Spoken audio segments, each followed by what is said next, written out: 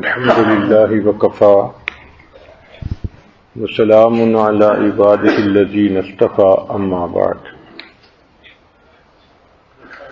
آج چونکہ جامع زینب کا سالانہ جلسہ بھی ہے، بچیوں نے تلاوت کی، تقاریر کی، اب اس سال کا جو ان کا رزلٹ ہے اس کو اناؤنس کیا جائے گا۔ سب سے پہلے جو عالمہ کلاس ہے دور حدیث تک، اس کا رزلٹ بتایا جائے گا ابتدا سے۔ ہمارے پاس ایک عامہ اردو کی کلاس ہے، اس میں فرسٹ پوزیشن فاطمہ ولی ڈاٹر آف عثمان ولی اس نے حاصل کی، second position Fatima Javed wife of Faraz Khan, third position Tehniyat Syeda daughter of Amir Uddin Syeda نے حاصل کی۔ ہم ان بچیوں کو مبارک دیتے ہیں اور ان کی کامیاب زندگی کے لیے اللہ رب العزت سے دعائیں کرتے ہیں۔ ایک عامہ انگلش کلاس تھی جن کو انگلش میں پڑھایا جاتا ہے، اس میں فرسٹ پوزیشن پاکیزہ خان وائف آف ایاز خان نے حاصل کی۔ یہ خاتون بہت شوق سے پڑھ رہی ہیں، اللہ ان کو اس کا اجر عطا فرمائے۔ سیکنڈ پوزیشن امت اللہ، یہ ایک رشین خاتون ہیں جو ماسکو سے پڑھنے کے لیے آئی ہیں اور ماشاءاللہ دین کا بہت جذبہ اور شوق رکھتی ہیں، طبیعت میں بہت نیکی اور تقوی ہے۔ لینگویج بیریئر تھا لیکن اس کے باوجود مجھے خوشی ہے کہ انہوں نے سیکنڈ پوزیشن حاصل کر لی۔ پھر اس کے بعد خاصہ کلاس، اس میں دو بچیوں نے فرسٹ پوزیشن حاصل کی، ایک جیسے نمبر پائے، ذاکرہ پٹیل ڈاکٹر آف مولانا اقبال پٹیل صاحب، یہ لساکا کے بہت معروف بزرگ ہیں، حضرت مولانا اقبال پٹیل صاحب، حضرت مولانا قمر الزمان دامت برکاتہم کے خلفاء میں سے ہیں۔ ان کی یہ بیٹی ہے، طبعاً اس کے اندر نیکی ہے، شرافت ہے، اور یہ بچی اپنی پڑھائی سے ہی کام رکھتی ہے، ادھر ادھر کی باتوں میں یہ بالکل انٹرسٹ نہیں لیتی۔ اس بچی نے فرسٹ پوزیشن حاصل کی۔ دوسری فرسٹ پوزیشن حاصل کی ساجدہ صدر وائف آف اسماعیل صدر۔ سیکنڈ پوزیشن کلثوم پٹیل نے حاصل کی جو ایاز پٹیل کی ڈاٹر ہیں۔ اس بچی نے اکاؤنٹس میں کافی ہائی پوزیشن حاصل کی، ڈگری حاصل کی ہوئی ہے، اور ہماری ترغیب پر یہ عالمہ بننے کے لیے جامعہ میں آ گئی، مگر یہ بھی ایک آؤٹ سٹینڈنگ بچی ہے۔ اللہ تعالیٰ اس کو دین کے لیے قبول فرمائے۔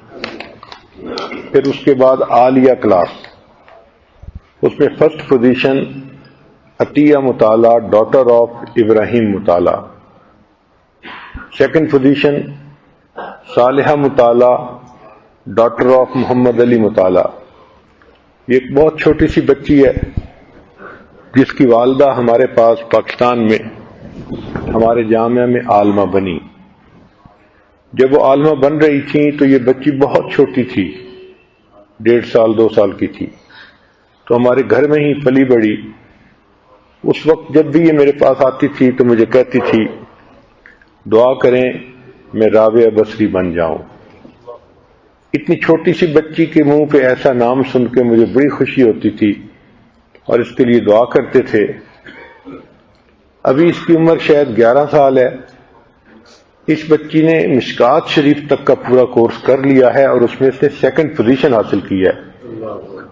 اس چھوٹی سی بچی کو جب مشکات شریف کی عبارت پڑھتے ہوئے سنتے ہیں تو حیران ہو جاتے ہیں، آنکھوں کو یقین نہیں آتا کہ اتنی چھوٹی بچی بھی اتنے اچھے طریقے سے عربی کی عبارت پڑھ سکتی ہے۔ تھرڈ پوزیشن خدیجہ بوبت جو ڈاکٹر ہیں اسماعیل بوبت کی۔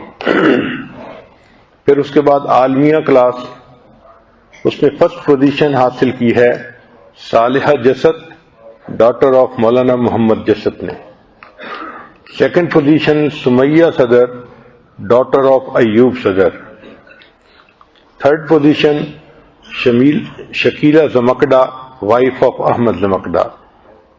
اس بچی نے بھی چارٹرڈ اکاؤنٹنٹ کی ڈگری حاصل کی یونیورسٹی سے، پھر شادی ہو گئی، پھر 2-3 بچے بھی ہو گئے، لیکن بیعت ہو کر اس کے دل میں جب اللہ کے راستے پہ آگے بڑھنے کا شوق ہوا تو اس نے علم پڑھنے کی خواہش کا اظہار کیا. چنانچہ یہ بچی جامعہ میں آ گئی. اب 3 بچوں کی ذمہ داری، اور پھر شہر کے یہ بالکل دوسری طرف رہتی ہے جہاں سے ٹریفک جیم کنڈیشن میں اس کو کئی مرتبہ آنا پڑتا ہے. اس کی اور اس کے خامد کی دونوں کی یہ بہت قربانی ہے کہ اس بچی نے بخاری شریف کے سال میں 3rd پوزیشن حاصل کر لی، اور یہ بچی ہماری آن لائن کلاسز کی معلمہ بھی ہے. اللہ تعالیٰ اس کو دین کے لیے قبول فرمائے. 3rd پوزیشن ام محمد پوپٹیا انڈیا سے اس نے حاصل کی.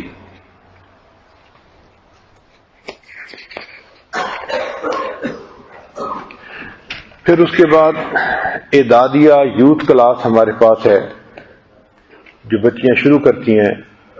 اس میں اعدادیہ کلاس اے، اس میں 1st پوزیشن حاصل کی شاہدہ مرشد جو وائف ہیں عرفان مرشد کی. اللہ تعالیٰ نے اس خاتون کے دل میں بھی دین کی بہت محبت رکھی ہے. یہ شروع میں تو اس لیے آئی تھیں کہ میں صرف قرآن کا ترجمہ پڑھوں گی، مگر پورا سال اتنے شوق سے اس نے سبق پڑھا کہ اس نے 1st پوزیشن حاصل کی، اور اب اس کے دل میں شوق پیدا ہوا کہ میں باقاعدہ عالمہ بنوں گی، اور اس نے اگلے سال کے لیے عالمہ کلاس میں اپنے آپ کو رجسٹر بھی کروا لیا. ہمیں اس بات کی بہت خوشی ہے. اللہ تعالیٰ اس کے سینے کو علم کے نور سے منور فرمائے. دوسرا ہے اعدادیہ کلاس بی، اس میں 1st position Maryam Bobat daughter of Ismail Bobat. 2nd position Tayyaba Dawood daughter of Tariq Dawood. 3rd position Anisa Sidat daughter of Ayub Sidat. پھر اس کے بعد یوتھ کلاس ہے، یوتھ کلاس اے. اس میں 1st position Ayesha Manjra doctor of Yusuf Manjra. 2nd position Sabiha Lunat جو ڈاٹر ہیں یوسف لونت کی. 3rd پوزیشن نجیبہ پانڈر جو ڈاٹر ہیں الیاس پانڈر کی. پھر اس کے بعد یوتھ کلاس بی، اس میں 1st position Fatima Pandor daughter of Afzal Pandor. 2nd position Fatima Lolat daughter of doctor Bilal Lolat. پھر اس کے بعد اناؤنسمنٹ ہے تربیت کلاس کی. ہماری جو معلمات جامعہ سے پڑھ چکی ہیں الحمدللہ، وہ شہر کے مختلف حصوں میں جہاں جہاں رہتی ہیں انہوں نے تربیت کلاسز وہاں شروع کی ہوئی ہیں، اور اس کی وجہ سے علاقے میں فائدہ ہے. چنانچہ یہ تربیت کلاس کی جتنی برانچز ہیں یہ ان سب کا اکٹھا رزلٹ ہے. اس میں کام والا، ایمس ڈیل، مکینی، تھارن پارک اور آئی ویکس ہال، یہ سارے علاقوں کی بچیوں کا یہ کمبائنڈ رزلٹ ہے. اس میں 1st پوزیشن رفیہ ملا، یہ کام والا سے ہیں بچی. 2nd پوزیشن مریم بوبٹ، یہ مکینی کی ہے. پھر کلاس 2 کا جو رزلٹ ہے اوورال، 1st پوزیشن شازیہ موگرا تھارن پارک کی ہے. 2nd پوزیشن فہیمہ پانڈر، یہ آئی ویکس ہال کی ہے. اور ایک اور بچی کی بھی 2nd پوزیشن ہے فاطمہ ایڈم، یہ بھی تھارن پارک کی ہے. پھر آن لائن تربیت کلاس اے، اس میں 1st پوزیشن ہے مہدیہ محمد، یہ سعودی عربیہ کی ہے لیکن ہماری معلومات سے یہ آن لائن پڑھ رہی ہے. اس نے 1st پوزیشن حاصل کی ہے. اللہ کی شان دیکھیں کہ یہ جامعہ لوساکا میں ہے اور اس کی جو شاگردیں ہیں وہ سعودی عرب میں بھی بیٹھ کر فیض پا رہی ہیں. 2nd پوزیشن فوزیہ راجہ، یہ ساؤتھ افریقہ کی بچی ہے، اس نے 2nd پوزیشن حاصل کی. تھرڈ پوزیشن نعیمہ جلیل، یہ بھی ساؤتھ افریقہ کی ہے، اس نے تھرڈ پوزیشن حاصل کی۔ آن لائن تربیت کلاس بی، اس میں فرسٹ پوزیشن رفت طارق، یہ کینیا سے ہے، اس نے فرسٹ پوزیشن حاصل کی۔ سیکنڈ پوزیشن عمرانہ عثمان، یہ سعودی عربیہ سے ہے، اس نے سیکنڈ پوزیشن حاصل کی۔ تھرڈ پوزیشن شبنم پٹیل، یہ زمبیا کی ہے، اس کی تھرڈ پوزیشن۔ پھر آن لائن تربیت کلاس سی، اس میں فرسٹ پوزیشن آسیہ مامو جی، یہ ساؤتھ افریقہ سے ہے۔ پھر سیکنڈ پوزیشن نزہت سبو والا، یہ انڈیا کی ہے بچی، لیکن اس نے سیکنڈ پوزیشن حاصل کی۔ تھرڈ پوزیشن عائشہ محمد، یہ نائجیریا کی ہے اور اس نے تھرڈ پوزیشن حاصل کی۔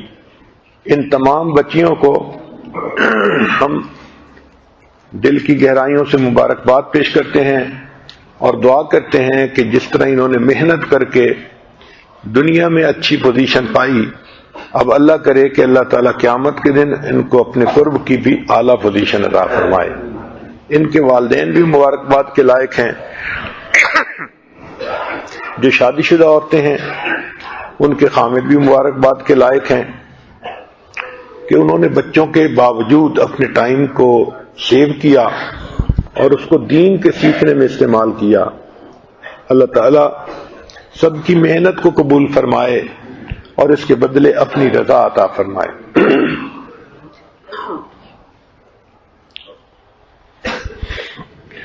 آج کے بیان کا عنوان ہے لو ایڈکشن مینجمنٹ۔ الحمدللہ وکفا وسلام علی عبادہ الذین اصطفی، اما بعد، اعوذ باللہ من الشیطان الرجیم، بسم اللہ الرحمن الرحیم، ولا تقربوا الزنا، سبحان ربک رب العزۃ عما یصفون، وسلام علی المرسلین والحمد للہ رب العالمین۔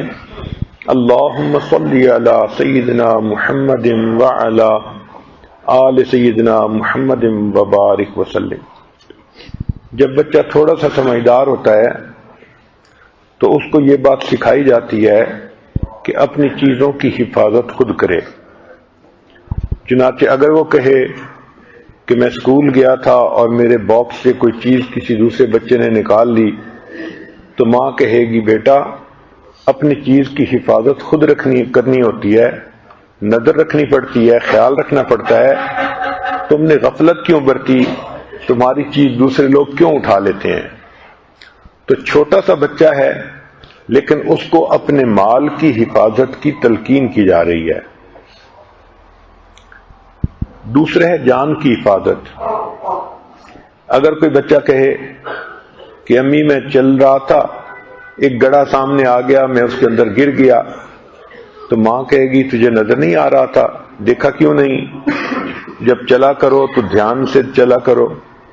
یعنی بچے کو یہ تعلیم دی جاتی ہے کہ جان کی حفاظت بھی خود کرنی ہوتی ہے، مال کی حفاظت بھی خود کرنی ہوتی ہے۔ اسی طرح جب کوئی لڑکی بڑی ہوتی ہے تو ماں باپ اس کو سمجھاتے ہیں کہ بیٹی اپنی عزت آبرو کی حفاظت خود کرنی ہوتی ہے۔ تینوں چیزوں کی حفاظت آدمی کی اپنی ذمہ داری ہوتی ہے۔ شریعت نے یہ کہا کہ ماں باپ کی ذمہ داری ہے کہ وہ بچے کو ہیلپ کریں ان کی حفاظت کے لیے، اور بچے کو کہا کہ اصل ریسپانسبلٹی تو تمہاری اپنی ہے۔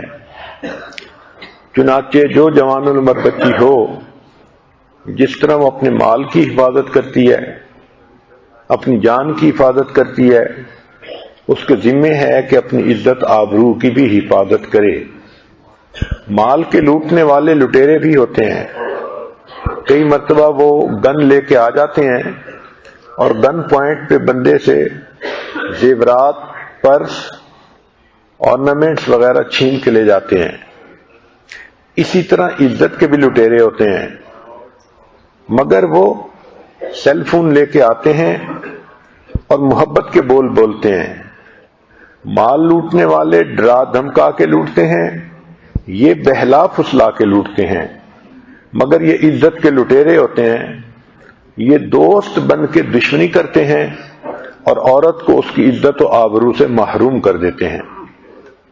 اس لیے اللہ تعالیٰ کے ہاں وہ بچی بہت پسندیدہ ہے جو پاکیزہ زندگی گزارے اور اپنے آپ کو وہ اس برائی سے پاک رکھے. یہ ذرا سمجھ لیں کہ اللہ تعالیٰ نے ہر لڑکی کو پاک پیدا کیا ہے. وہ پاک ہی رہتی ہے جب تک کہ وہ زنا کے گناہ کا ارتکاب نہ کرے. مثلا اس لڑکی نے غیر محرم کو آنکھ سے دیکھا، اس کی آنکھیں ناپاک ہو گئیں. اس نے غیر محرم کی بات سنی، اس کے کان ناپاک ہو گئے. اس نے بات کی تو اس کا منہ ناپاک ہو گیا. اس نے ہاتھ ملایا، اس کا ہاتھ ناپاک. جسم کا جو عضو غیر محرم سے ملا خلاف شرع وہ سب ناپاک ہو گیا. اور اگر اس نے گناہ کا ارتکاب کر لیا، اب وہ سر سے لے کے پاؤں تک ٹوٹل ناپاک ہو گئی. لیکن یہ ناپاکی پانی سے نہیں دھلتی، یہ حکمی نجاست ہے، یہ جلدی نہیں دھلتی. اس کی مثال یوں سمجھیں کہ ایک مشرک ہے، وہ 70 مرتبہ بھی غسل کر لے ہم اس کو ناپاک ہی کہیں گے، کیونکہ قرآن کا فیصلہ ہے انما المشرکون نجس. مشرک لوگ اپنے شرک کی وجہ سے نجس ہوتے ہیں. تو جس طرح مشرک اپنے شرک کی وجہ سے نجس ہوتے ہیں، وہ لڑکی جو اپنی عزت آبرو کی حفاظت نہیں کر پاتی اور غیر محرم کے ساتھ گناہ میں ملوث ہو جاتی ہے، یہ گویا ناپاک اپنے بدن کو کر لیتی ہے. اب اس کی پاکی کیسے ہو؟ اس کے لیے سچی توبہ ہے. توبہ اس کے گناہوں کو مٹا سکتی ہے اور اس کو اللہ تعالیٰ کے قریب کر سکتی ہے. تاہم ماں باپ کی بھی یہ ذمہ داری بنتی ہے کہ اگر گھر میں جوان بچی ہو تو وہ گھر کا ماحول ایسا بنائیں جو نیکی والا ہو. ماں باپ غفلت کرتے ہیں، گھر میں ٹی وی چلتا ہے، گھر میں انٹرنیٹ ہر کمرے میں لگا ہوا ہے، تو اس سے پھر شیطان کو موقع مل جاتا ہے اس نوجوان بچی کو بدکاری کی دعوت دینے کا. بچی کو سیل فون لے کے دے دیتے ہیں اور اس کا خیال بھی نہیں رکھتے کہ وہ بچی کس سے بات کر رہی ہے یا کس سے نہیں کر رہی. ماں کو چاہیے کہ وہ دیکھتی رہے کہ اس کے میسیجز آتے کیسے ہیں، جاتے کیسے ہیں، اور سیل فون کا استعمال ٹھیک کتنا ہے یا ٹھیک نہیں ہے. ایسا تو نہیں بچی کمرہ بند کر کے سیل فون پہ باتیں ہی کر رہی ہے. تو یہ ماں کی ذمہ داری ہوتی ہے. تو ماں بھی ہیلپ کرے.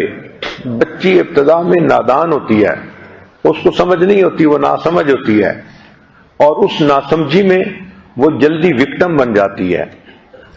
ماں کو چاہیے کہ وہ اس کی ہیلپ کرے. یہاں ایک نقطہ یہ بھی ہے کہ کئی مائیں اپنی بچیوں کو سمجھاتی ہیں تو بچیاں اس سے بڑا گھبراتی ہیں اور ماں کو اپنا دشمن سمجھنے لگ جاتی ہیں. کیا میرے اوپر ہر وقت ان کی نظر رہتی ہے، ہر وقت میرے پیچھے پڑی رہتی ہیں؟ بھئی یہ ماں تمہاری دوست ہے، دشمن نہیں ہے.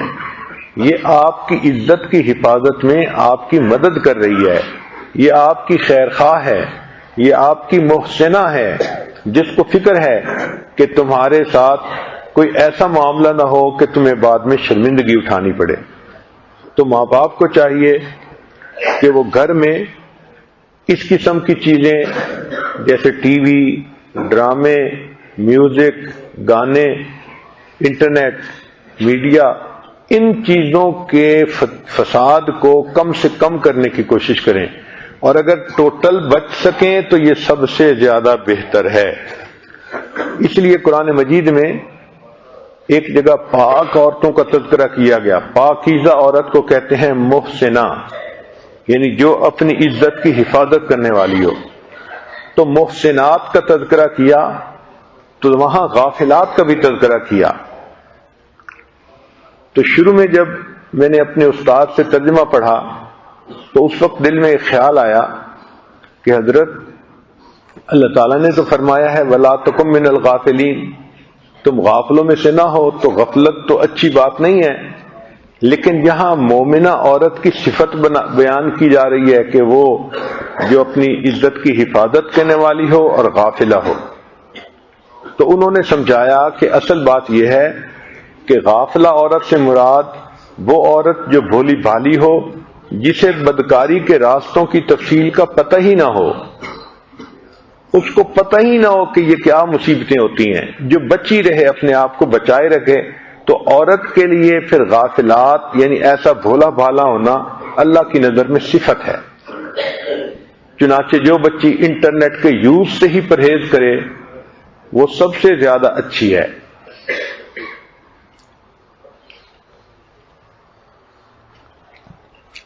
اس پر بھی ماں باپ کو بڑی نظر رکھنی چاہیے کہ بچی کی جو اسکول کی سہیلیاں ہیں وہ نیک ہونی چاہیے۔ اسٹیٹسٹکس یہ بتاتی ہے کہ 75% سے زیادہ بچیاں جو بدکاری کے راستے پہ چلتی ہیں ان کو اپنی سہیلیوں میں سے کسی نہ کسی کا تعاون حاصل ہوتا ہے۔ بچی کو اللہ تعالیٰ نے حیا بھی دی ہے تو کچھ وہ مانے ہوتی ہے، اور کچھ ڈرپوک بھی ہوتی ہے، بچی ڈرتی ہے بدنامی سے، ذلت سے، تو وہ جھجکتی ہے، قدم نہیں بڑھا سکتی۔ مگر جو ساتھ پڑھنے والی لڑکیاں ہوتی ہیں وہ پھر اس کو مشورے دیتی ہیں، نہیں تمہیں اس لڑکے نے ہاتھ ویو کیا، تم اس کو اس کا جواب دو، تم اس سے بات کرو، وہ لڑکا اچھا ہے۔ تو ان کے پش کرنے پر پھر کئی پاکیزہ بچیاں بھی برائی کے راستے پہ چل پڑتی ہیں۔ تو ماں باپ کو یہ میک شور کرنا چاہیے کہ جو لڑکی اسکول کالج میں پڑھتی ہے اس کی 2-3 سہیلیاں ایسی ہوں جو خوب نمازی، پردہ دار اور نیک ہوں، تاکہ وہ بچی نیک دوستوں کے درمیان گھر جائے، اور اگر کبھی کوئی بات شیئر بھی کرے تو نیک بچیوں سے کرے، کوئی بات پوچھنا بھی چاہے تو نیک بچیوں سے کرے، وہ اس کو صحیح گائیڈ کریں گی۔ تو جس طرح گھر کے ماحول کا نیک ہونا ضروری ہے، بچی کی سہیلیوں کا نیک ہونا یہ بھی ضروری ہے۔ شریعت نے کہا کہ المرء علی دین خلیلہ، کہ بندہ اپنے دوست کے دین پر ہوتا ہے۔ اچھے دوست ہوں گے تو انسان اچھا بنے گا، برے دوست ہوں گے تو انسان برا بنے گا۔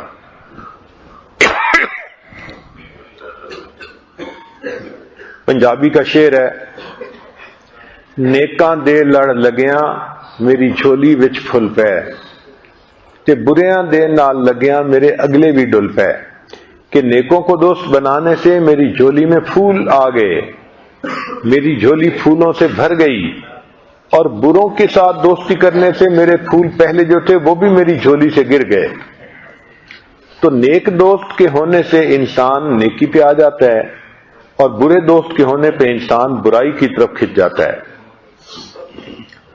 ماں باپ بچی کو بچپن سے ہی پردے کا احساس دلائیں اور اس کی تلقین کریں۔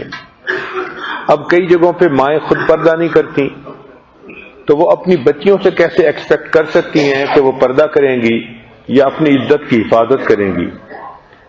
تو ماں باپ گھر میں پردے کا ماحول بنائیں۔ عام طور پر دیکھا گیا ہے کہ باہر کے اجنبی مردوں سے تو پردہ لوگ کروا لیتے ہیں، لیکن جو قریبی رشتہ دار غیر محرم ہوتے ہیں ان سے پردہ نہیں کروایا جاتا۔ چنانچہ کہتے ہیں جی یہ تو کزن ہے، یہ تو بھائی ہے، حالانکہ وہ بھائی نہیں ہوتا، وہ کسائی ہوتا ہے۔ یہ ماں باپ کی غلط فہمی ہوتی ہے کہ جی بچے ہیں بھائی بہن کی طرح رہیں گے، نہیں، شیطان ان کو ایک دوسرے کی طرف متوجہ کرتا ہے، اور یہیں سے بدکاری کی ابتدا ہوتی ہے، گھر سے ہی شروع ہوتی ہے، پھر یہ سلسلہ آگے بڑھ جاتا ہے۔ جو بچی جوان ہو جائے اس کو چاہیے کہ نمازیں بھی پڑھے، تلاوت بھی کرے، اور روزوں کی بھی عادت ڈالے۔ اگر مہینے کے 3 روزے ایام بیض کے رکھے تو بہت اچھا، اگر ہفتے کے 2 روزے سوار اور جمعرات کے رکھے تو بہت اچھا، اور اگر اس سے بھی زیادہ قدم آگے بڑھائے، ایک دن روزہ ایک دن افطار، ایک دن روزہ ایک دن افطار، تو پھر کیا ہی بات ہے۔ سبحان اللہ۔ جب تک بچے بچیوں کا نکاح نہیں ہو جاتا، شریعت نے کہا کہ یہ روزے کی ترتیب بنائیں۔ روزہ انسان کی شہوت کو توڑتا ہے اور بندے کے اندر حیا اور پاک دامنی کی اہمیت اجاگر کر دیتا ہے۔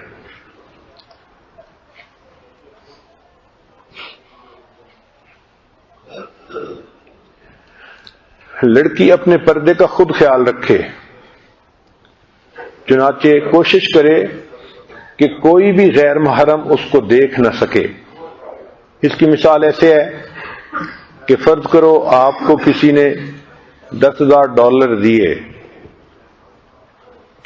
تو ایسا نہیں ہو سکتا کہ آپ اس ہاتھ کے پکڑ کے اور لوگوں کو دکھاتی ہوئی چلیں۔ آپ کو پتہ ہے کہ اگر چور لٹیرے دیکھیں گے تو میرے ہاتھ سے چھین کے بھاگ جائیں گے، بلکہ لوگ تو مال چھیننے کے لیے جان سے بھی مار دیتے ہیں۔ تو اگر مال پیسہ اتنا ہے کہ لوگوں کو چھپاتے ہیں، اس کو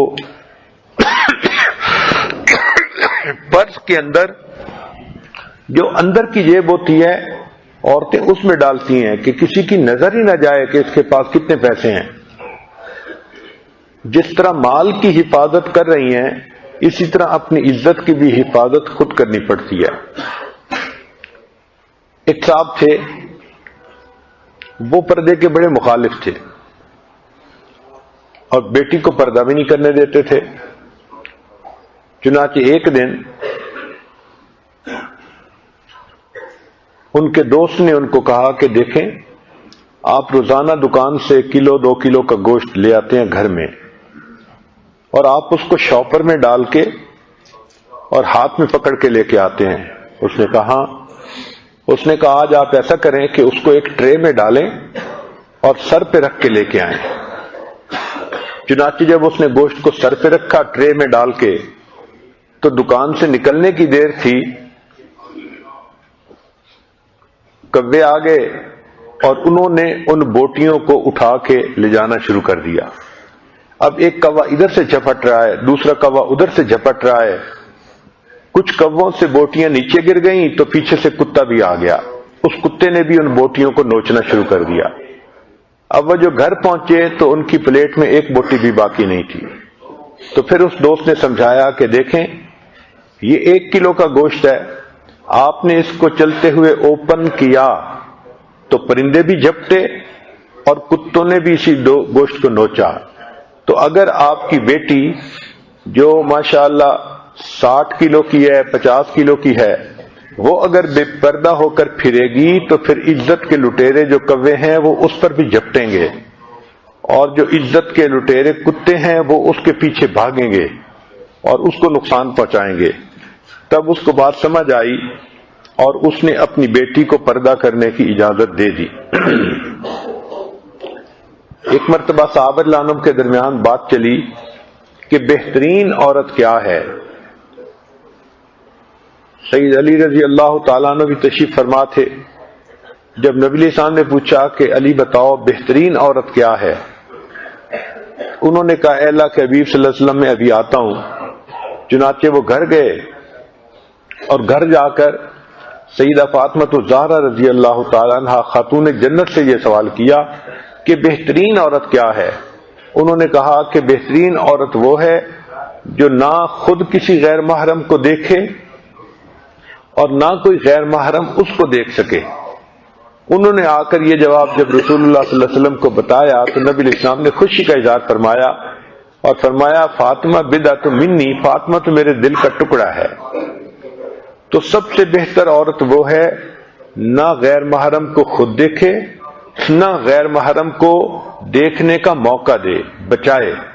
سیدہ فاطمہ الزہرا رضی اللہ تعالیٰ عنہ جو خاتون جنت تھیں، انہوں نے تو مرتے ہوئے وصیت فرمائی تھی کہ جب میری موت ہو جائے تو میرا جنازہ دن کی روشنی میں نہ نکالا جائے۔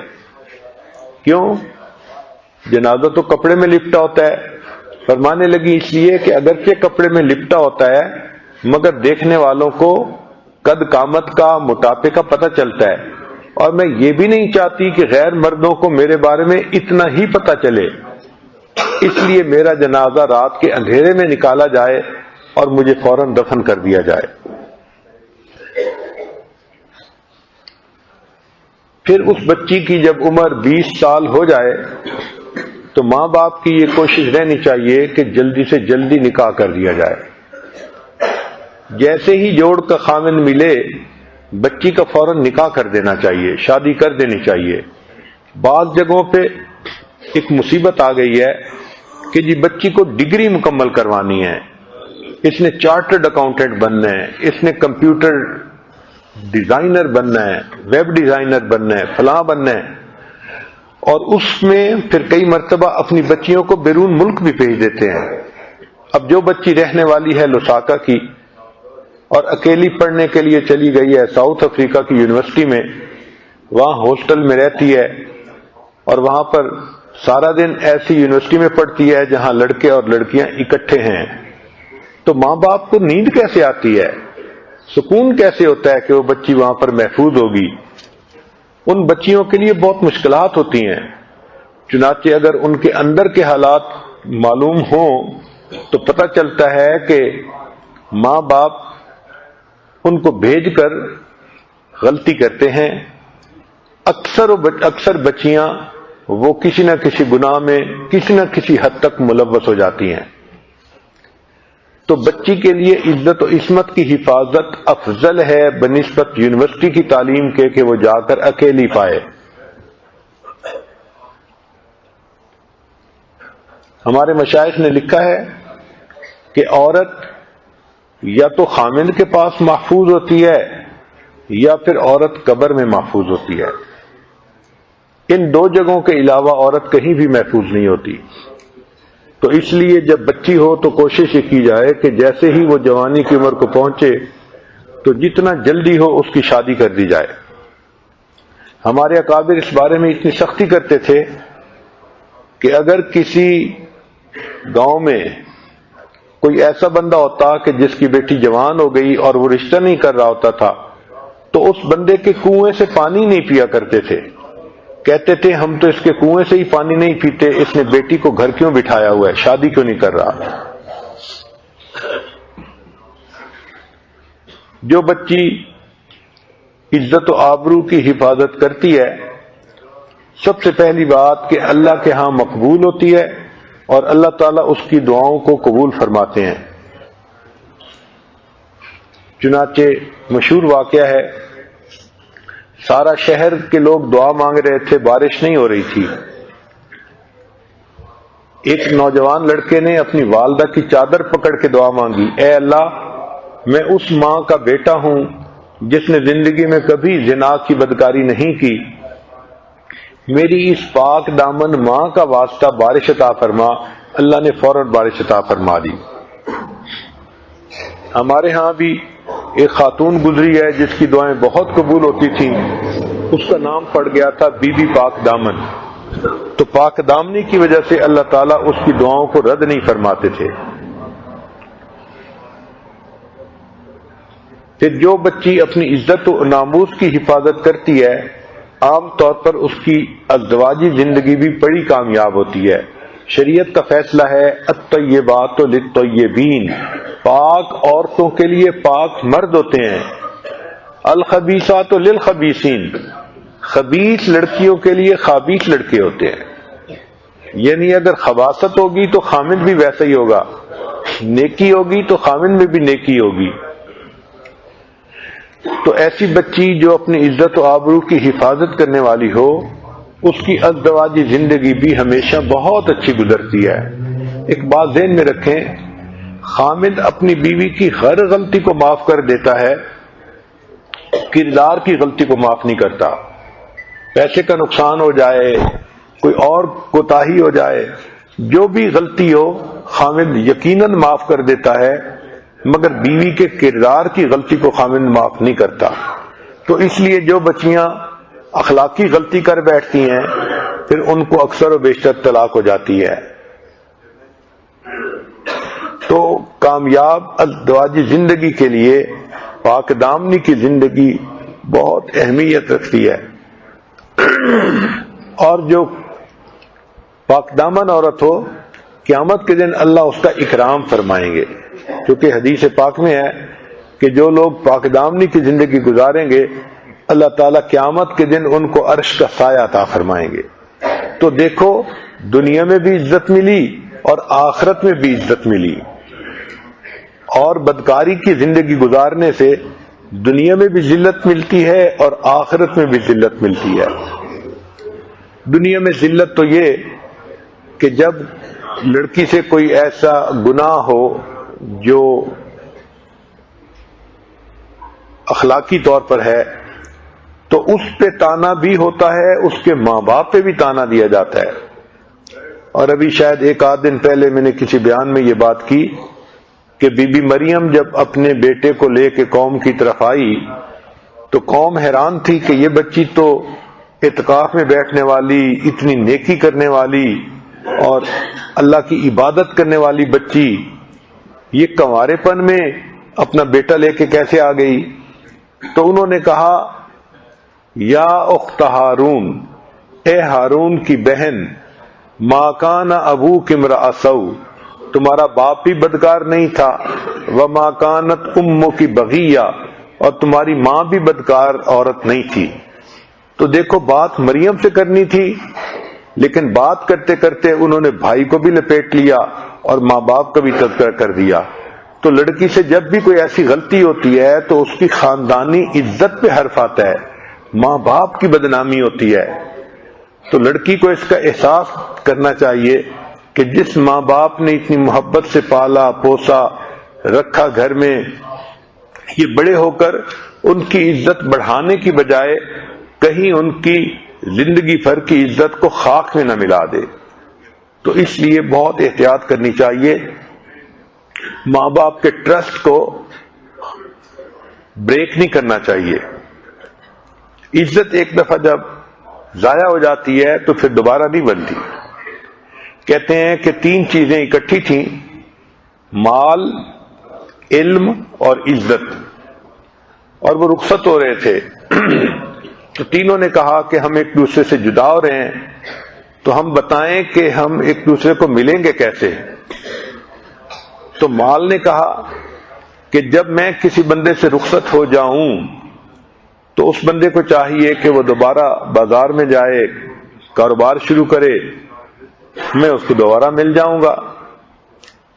علم نے کہا کہ اگر میں کسی بندے سے رخصت ہو جاؤں اور وہ مجھے پھر حاصل کرنا چاہیے تو اس کو چاہیے کہ مدارس میں آئے، استادوں سے پڑھے، وہ دوبارہ مجھے پا لے گا، میں مل جاؤں گا اس کو دوبارہ۔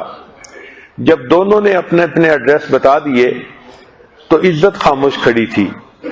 دونوں نے پوچھا کہ تم چپ کیوں ہو، بولتی کیوں نہیں؟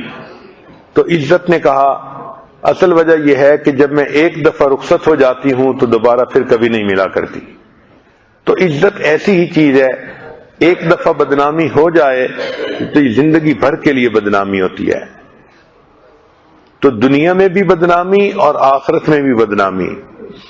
آخرت کی بدنامی اس طرح کہ جو عورت دنیا میں زنا کا ارتکاب کرے گی، حدیث پاک میں اللہ تعالیٰ اس کو ننگا جہنم کے اندر پھینکیں گے اور آگ کا ایک تنور ہوگا، زانی مرد اور عورتیں سارے کے سارے اس کے اندر اس طرح جل رہے ہوں گے جس طرح کہ کوئی چیز کو آگ کے اوپر جلایا جا رہا ہوتا ہے۔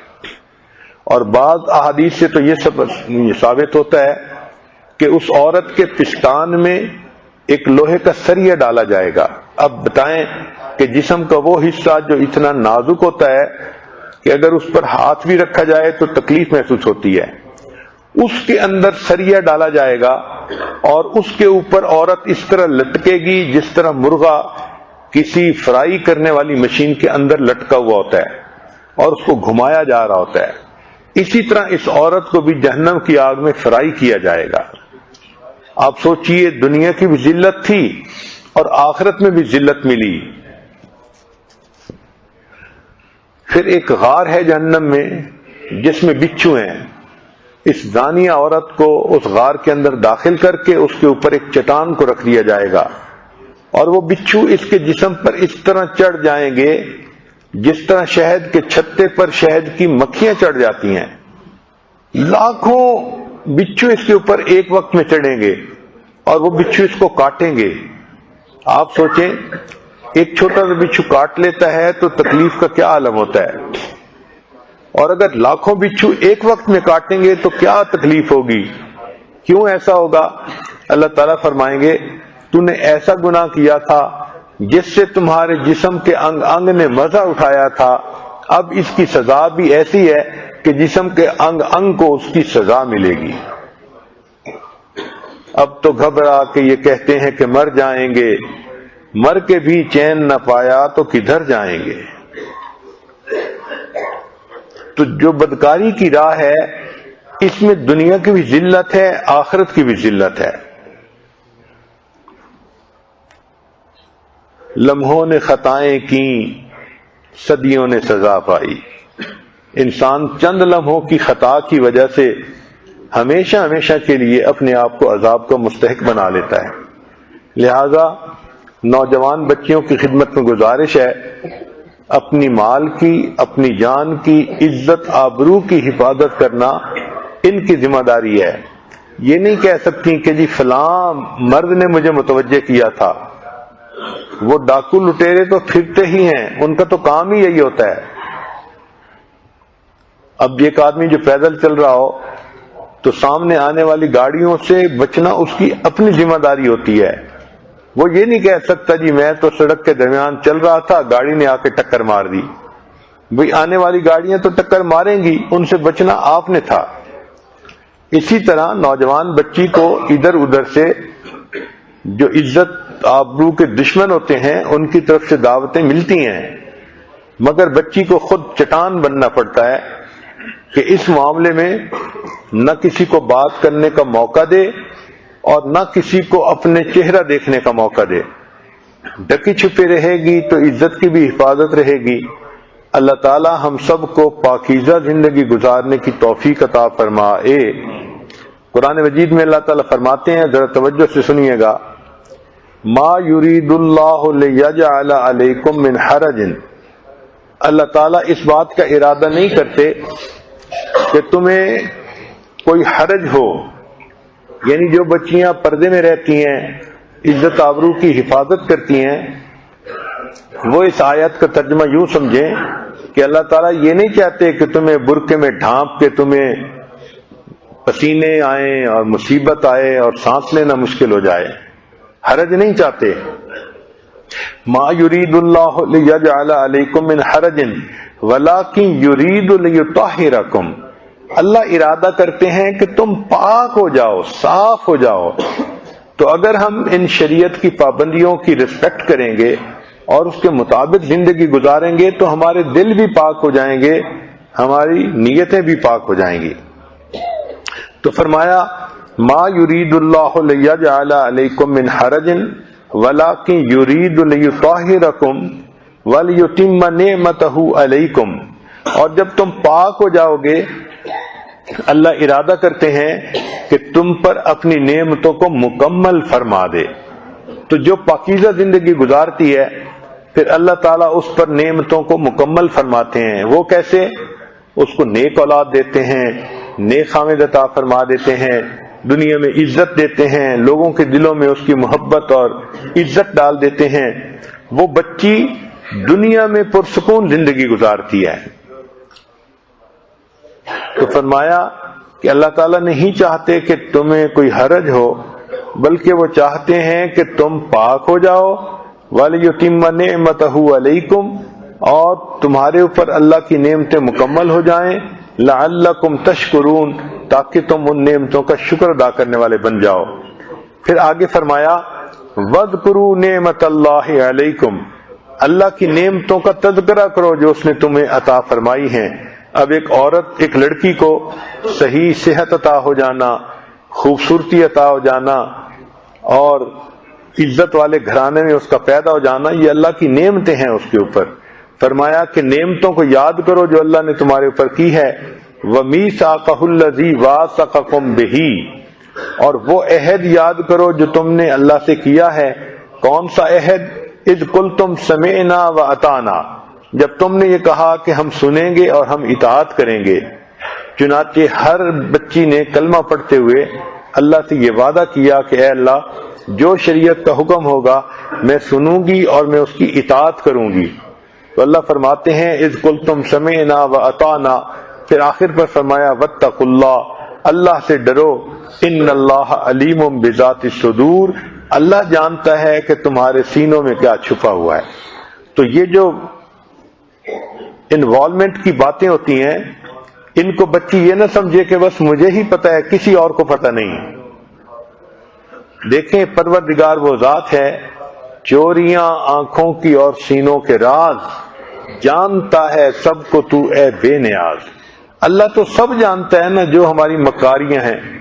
ہم ماں باپ سے چھپا سکتے ہیں، بیوی خاوند سے چھپا سکتی ہے، بیٹی باپ سے چھپا سکتی ہے، اللہ سے کوئی نہیں چھپا سکتا.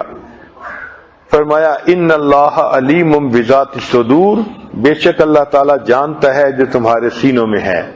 تو اللہ تعالیٰ ہمیں ان گناہوں بھرے ماحول میں نیکی کی زندگی گزارنے کی توفیق عطا فرمائے.